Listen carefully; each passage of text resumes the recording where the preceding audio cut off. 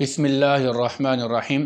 سامعین ذی وقار، ایک مومن کا جو ہتھیار ہے وہ دعا ہے۔ ایک مومن کے پاس جو طاقت ہے وہ دعا کی طاقت ہے۔ وہ اللہ تعالیٰ سے دعا کے ذریعے مدد حاصل کر سکتا ہے، اللہ سے بات کر سکتا ہے، اپنی پریشانیوں کا ازالہ کروا سکتا ہے۔ لیکن اگر خدا نخواستہ کسی انسان کی کوئی دعا قبول نہ ہو تو میں سمجھتا ہوں کہ اس کا سب سے بڑا ہتھیار اس سے چھن چکا ہے۔ آج ایک حدیث مبارکہ میں ہم پڑھیں گے کہ 3 ایسے بدبخت ہیں کہ جن کی دعا قبول ہی نہیں ہوتی۔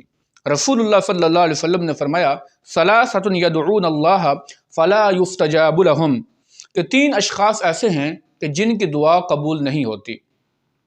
اب آئیے دیکھتے ہیں کہ یہ 3 اشخاص کون سے ہیں، اور پھر آپ نے اپنا محاسبہ کرنا ہے، میں نے اپنا محاسبہ کرنا ہے، کہیں ہم بھی ان 3 لوگوں کی کیٹیگری میں شامل تو نہیں ہیں۔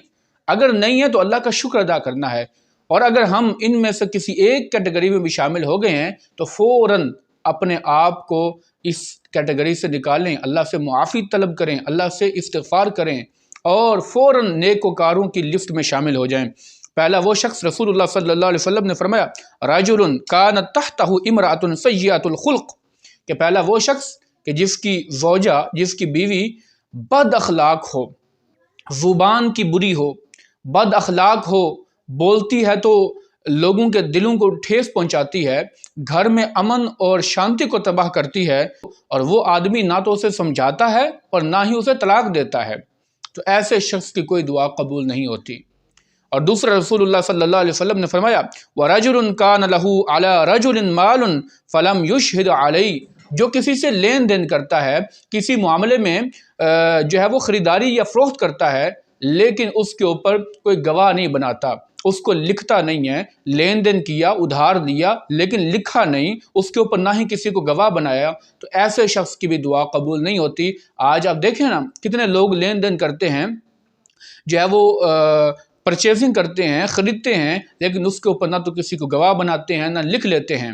تو یہ لکھنا ضروری ہے، اس کو شمار میں لانا ضروری ہے، تو اللہ تعالیٰ اس کی بھی ہمیں توفیق عطا فرمائے۔ تیسرا، رسول اللہ صلی اللہ علیہ وسلم نے فرمایا کہ جو شخص وَرَجُلٌ أَتَى صَفِيهًا مَالَهُ، کہ جو آدمی اپنا مال بے وقوف کے حوالے کر دیتا ہے، یا اپنی پراپرٹی، اپنی جائیداد ایسے بچے کے نام کر دیتا ہے جو ابھی بالغ ہی نہیں ہوا، جو چھوٹا ہے، جو کمزور ہے، جو عقل مند نہیں ہے، صاحب شعور نہیں ہے۔ اور آج ہم نے دیکھا کتنے لوگ جو ہے وہ اپنی پراپرٹی اپنے چھوٹے چھوٹے بچوں کے نام کر دیتے ہیں، تو ایسا کرنا بھی جائز نہیں ہے۔ جب تک وہ عقل والا نہیں ہو جاتا، شعور اس کے پاس نہیں آ جاتا، بالغ نہیں ہو جاتا، تب تک اپنی پراپرٹی، اپنا مال و دولت اس کے حوالے نہیں کر دینا چاہیے۔ اور قرآن میں بھی اللہ نے فرمایا وَلَا تُؤْتُوا السُّفَهَاءَ أَمْوَالَكُمْ، اپنا مال بے وقوفوں کے حوالے نہ کرو، اپنا مال انجان اور نادان لوگوں، بچوں کے حوالے نہ کرو۔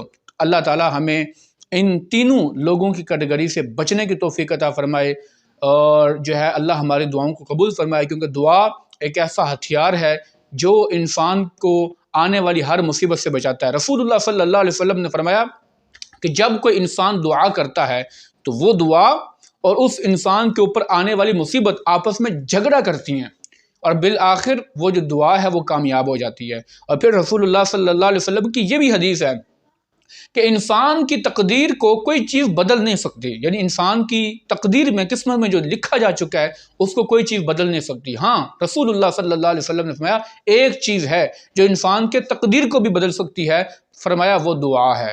اللہ تعالی ہمیں دعا اور استغفار اور اللہ کا ذکر کرنے کی توفیق عطا فرمائے۔ وما توفیقی الا باللہ۔